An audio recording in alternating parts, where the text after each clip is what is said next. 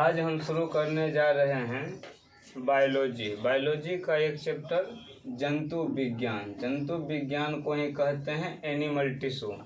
चलिए तो आज पढ़ते हैं हम एनिमल टिश्यू के बारे में। यह चैप्टर जो हम पढ़ा रहे हैं, इसको पढ़ने के बाद क्रोन, यूथ कंपटीशन, एडिटोरिया और एसके झा, चारों में से किसी बुक को पढ़ने की ज़रूरत नहीं होगा, क्योंकि हमने चारों किताब से जो भी एग्जामिनेशन में पूछने लायक प्रश्न सभी के सभी इसमें दे दिए हैं। खास करके लुसेंट और क्रोन का तो लाइन बाय लाइन यहाँ पे बताया जाएगा।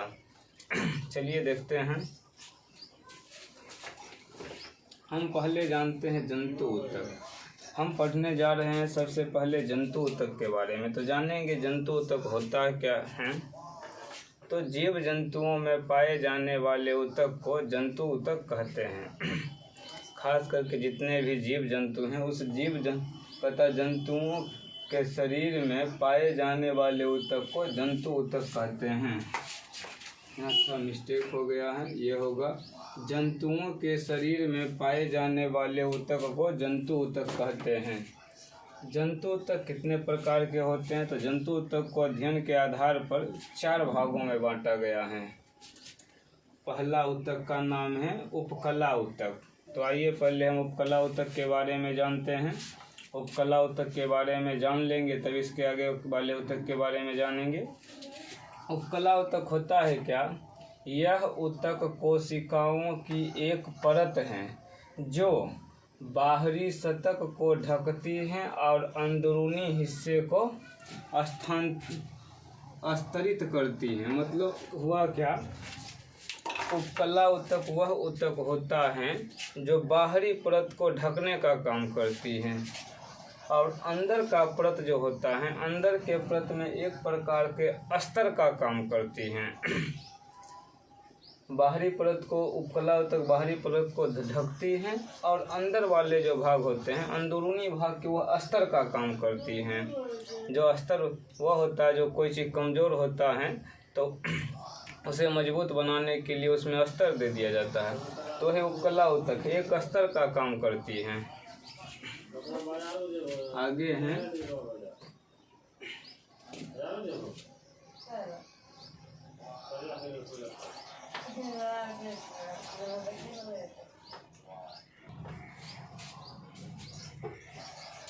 यह ऊतक जंतुओं की बाहरी, भीतरी और स्वतंत्र सतहों पर पाया जाता है। तो जंतु ऊतक जो हैं, जंतुओं के बाहरी सतह पर, भीतरी सतह पर और कुछ ऐसे सतह हैं जो स्वतंत्र होते हैं, उस सतह पर उपकला ऊतक पाया जाता है। आगे कहता है कि इस ऊतक में, यानी कि उपकला ऊतक में रुधिर नहीं होता है, रुधिर का अभाव होता है। मतलब उपकला ऊतक ऐसे ऊतक होते हैं जिसमें रक्त बहुत कम मात्रा में पाया जाता है या नहीं के बराबर पाया जाता है। तो हमारा पोषण तो रक्त के द्वारा ही होता है। तो ऐसी स्थिति में होता है क्या, उपकला ऊतक में रक्त नहीं होने के कारण उपकला ऊतक में पोषण की क्रिया जो है विसरण के माध्यम से लसिका द्वारा होता है। ये लसिका क्या होता है आगे हम पढ़ाएंगे जब मानव रक्त के बारे में पढ़ेंगे। तो लसिका एक प्रकार के मानव रक्त का वह भाग होता है जो पीला गाढ़ा चिपचिपा टाइप का पदार्थ होता है। इसी लसिका में हीमोग्लोबिन मिल जाने से यह लाल रंग का हो जाता है और रक्त कहलाने लगता है। ये होता है लसिका। तो उपकला ऊतक में पोषण विसरण के माध्यम से लसिका द्वारा होता है। आगे देखते हैं। यह ऊतक शरीर के अंतरंगों, मतलब आंतरिक भागों को चोट से बचाता है। तो उपकला ऊतक वह ऊतक है जो शरीर के आंतरिक भागों को चोट से बचाता है और उसको नम बनाए रखता है। तो उपकला ऊतक वह ऊतक होता है जो हमेशा नम बनाए रखता है, जहाँ पे हमेशा पानी का मात्रा होता है। हमारा उपकला ऊतक होता क्या क्या है। त्वचा, हृदय, वृक्क, ग्रसिका, कंठ, यकृत, अमाशय, आंत, ग्रसनी आदि जो हैं, आदि की सतह जो है, इन सभी की सतह पर उपकला ऊतक पाया जाता है। तो मतलब त्वचा की सतह, हृदय की सतह, वृक्क की सतह, ये जितने हैं सभी की सतह पर उपकला ऊतक पाया जाता है। कहता हूँ उपकला ऊतक जो है यह सुरक्षा, परिवहन, श्रवण, उत्सर्जन, संवेदना ग्रहण करना आदि का कार्य करता है। तो उपकला ऊतक हमारा सुरक्षा प्रदान करता है। यह भोज्य पदार्थ को या अन्य पदार्थों को एक स्थान से दूसरे स्थान ले जाता है, किसी चीज़ को श्रवण करता है और इसी के माध्यम से उत्सर्जन होता है और आदमी संवेदना को ग्रहण करता है।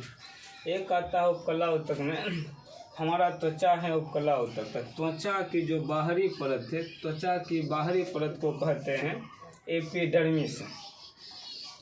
हमारे हाथ की यह त्वचा है, ये त्वचा है। इस त्वचा की बाहरी परत जो है, बाहरी परत के ऊपर एक पतली सी परत होती है, उसी परत को कहते हैं एपिडर्मिस।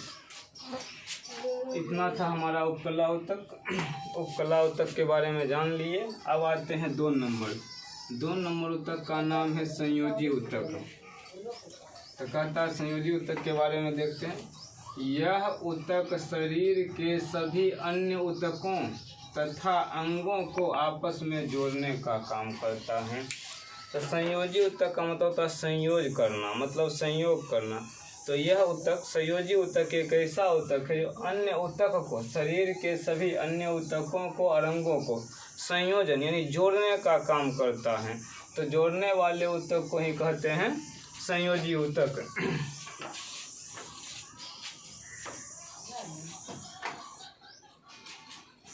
तथा यह ऊतक शरीर के तापमान को नियंत्रित करता है। तो हमारे शरीर का तापमान कम हो या बेसी हो, तो शरीर को संतुलित बनाए रखने के लिए यह ताप का नियंत्रित करता है। तो क्वेश्चन में आ जाएगा कि हमारे शरीर में ताप का नियंत्रण कौन करता है? तो हमारे शरीर में ताप का नियंत्रण संयोजी ऊतक करता है। तथा ताप में नियंत्रण करने के साथ साथ यह मृत कोशिकाओं को नष्ट कर देता है। यह मृत कोशिकाओं को नष्ट कर के मृत ऊतकों एवं कोशिकाओं की पूर्ति करता है। यानी कि जो कोशिका मृत हो गया उसको नष्ट करके हटा देता है और उसके जगह नया कोशिका का, उसके जगह नया ऊतक या कोशिका का निर्माण करता है, यानी पूर्ति करता है। आगे हैं, यह शरीर में सबसे अधिक मात्रा में पाया जाता है। तो क्वेश्चन आएगा कि मानव शरीर में सबसे अधिक मात्रा में कौन सा ऊतक पाया जाता है? तो मानव के शरीर में सबसे अधिक मात्रा में संयोजी ऊतक पाया जाता है। आगे कहता है कि एक होता है हिस्टामीन स्राव कोशिकाएं। यह हिस्टामीन स्राव कोशिकाएं जो हैं वह संयोजी ऊतक में ही पाया जाता है। मतलब हिस्टामीन स्राव कोशिकाएं संयोजी ऊतक में पाया जाता है। बस संयोजी ऊतक इतना ही था। अब जानते हैं पेशीय ऊतक या पेशी ऊतक। तो पेशी ऊतक जो होता है, खास करके हम पेशी ऊतक को यानी इसे संकुचनशील ऊतक भी कहते हैं, क्योंकि यह संकुचनशील होते रहता, छोटा होता, बड़ा होता, मतलब संकुचित होना, फैलना, संकुचित होना, फैलना, यही इसका काम है, इसलिए इसको कहते हैं संकुचनशील ऊतक। यह ऊतक 3 प्रकार के होते हैं। इसी में पहला आता है अरेखित ऊतक। अरेखित ऊतक होता है, यह ऊतक शरीर के उन अंगों की दीवारों पर पाया जाता है जो अनैच्छिक रूप से गति करता है। जैसे हो गया आहार नाल, मलाशय, मूत्राशय, रक्तवाहिनी, वृषण, उसकी नलिकाएं। तो पेशी ऊतक वह ऊतक होता है, और पेशी ऊतक में अरेखित ऊतक, अरेखित ऊतक वह ऊतक होता है जो मानव के शरीर के इच्छा के विरुद्ध कार्य करता है। मतलब यह जो है अपने आप अनैच्छिक रूप से काम करता है, इस पे मानव का नियंत्रण नहीं होता है।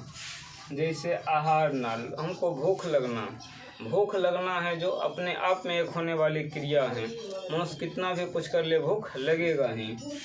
मलाशय, मलमूत्र का त्याग करना, ये भी अनैच्छिक है, इस पर कंट्रोल नहीं किया जा सकता है। मूत्राशय, रक्तवाहिनी, वृषण और उसकी नलिका, ये सभी के सभी क्या हैं? अरेखित ऊतक हैं। अब इसके बाद आगे हम देखेंगे रेखित ऊतक, इसको मिटाते हैं।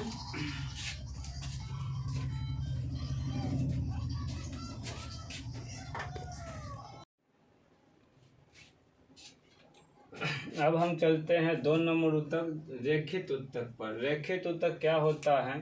यह कहता है कि यह ऊतक जो है शरीर के उन भागों पर पाया जाता है जो हमारी इच्छा के अनुसार गति करता है।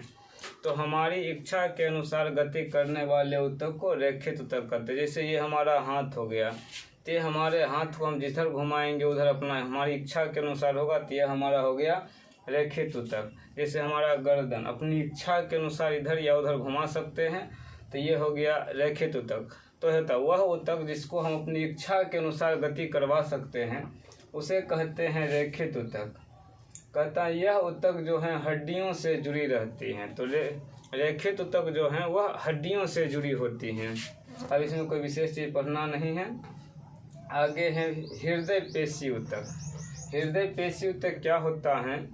कहता है यह ऊतक केवल हृदय की दीवारों में पाया जाता है जो बिना रुके जीवन प्रयत्न गति करती हैं। तो हृदय पेशी ऊतक जो है हृदय की दीवारों में पाया जाता है और यह एक ऐसा ऊतक है जो माना जाता है कि शरीर का सबसे व्यस्त अंग हृदय होता है। यह जीवन में कभी नहीं रुकता है, बिना रुके पूरे जीवन भर गति करते रहता है।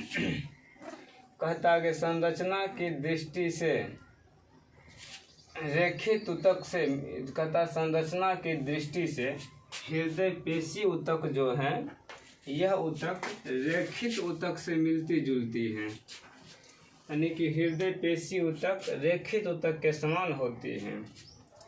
आगे आया मानव शरीर में मांसपेशियों की संख्या। तो मानव शरीर में मांसपेशियों की संख्या 639 होता है। मानव शरीर की सबसे बड़ी मांसपेशियां बड़ी मांसपेशियां ग्लूटियस मैक्सिमस हैं।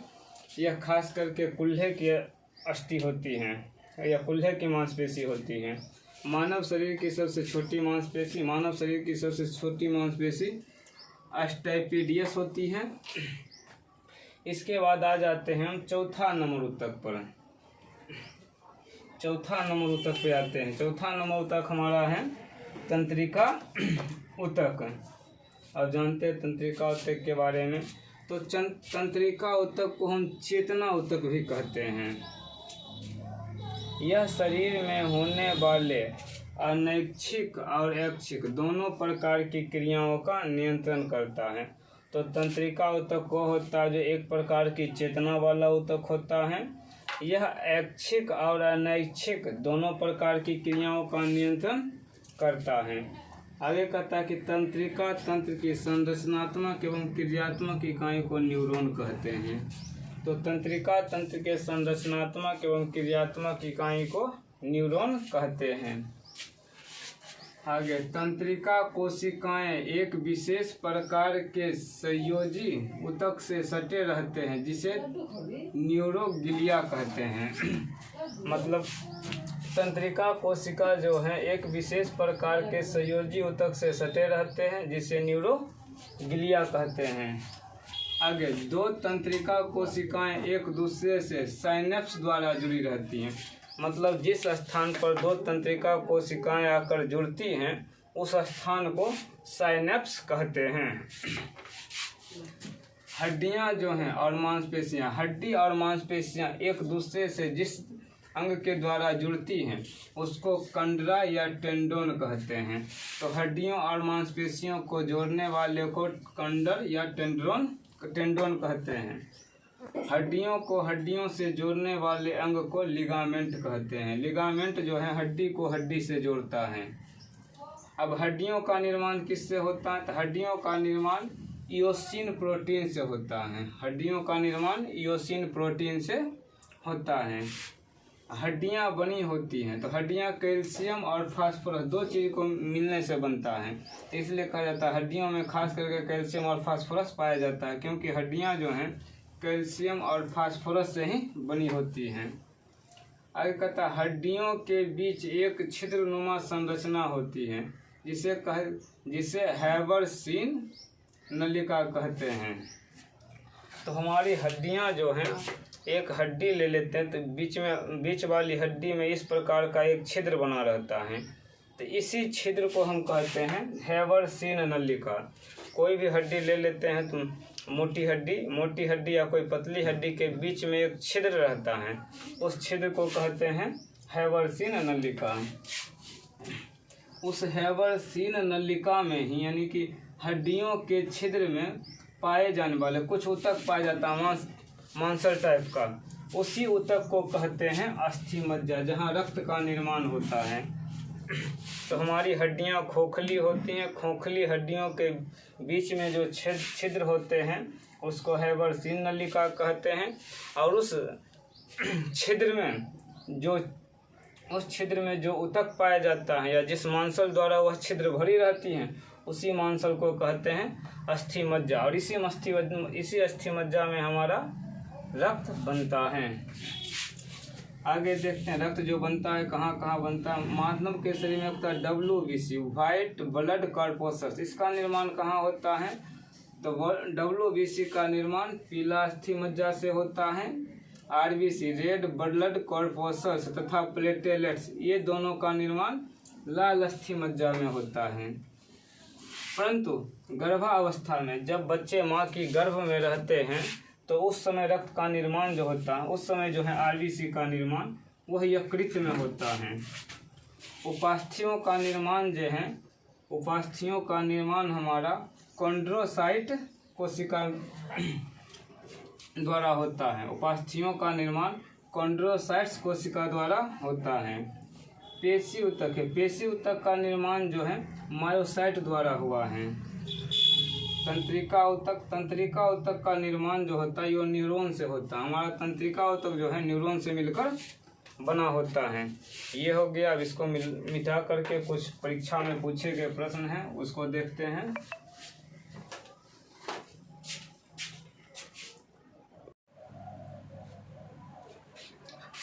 आगे कहता है क्या, रक्त और हड्डियां होती हैं। रक्त और हड्डियां जो हैं वो हमारा संयोजी ऊतक हैं। ये सभी प्रश्न इसके आगे जो दिया गया है ये आगामी एग्जाम में पूछा गया प्रश्न है। खास करके ये सभी प्रश्न यूथ कंपटीशन के बुक से लिया गया प्रश्न है। मुंह की परत जो है वह पपड़ीदार उपकला से बनी होती है। मुंह के अंदर एक पतली सी पपड़ी होती है, वह पपड़ी जो है उपकला ऊतक की पपड़ीदार उपकला ऊतक की बनती है। यानी कि मुंह के ऊपर एक हल्का पतला टाइप का परत होता है, उसी परत को कहते हैं, वह परत जो है पपड़ीदार उपकला से बनती है। मानव शरीर का सबसे बड़ा अंग, तो मानव शरीर का सबसे बड़ा अंग त्वचा है।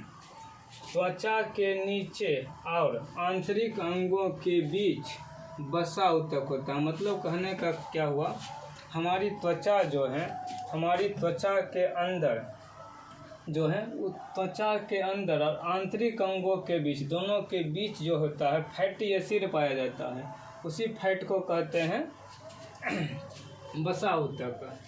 तथा सरल स्क्वैमस ऊतक हमारे मुंह के आंतरिक स्तर को बनाता है।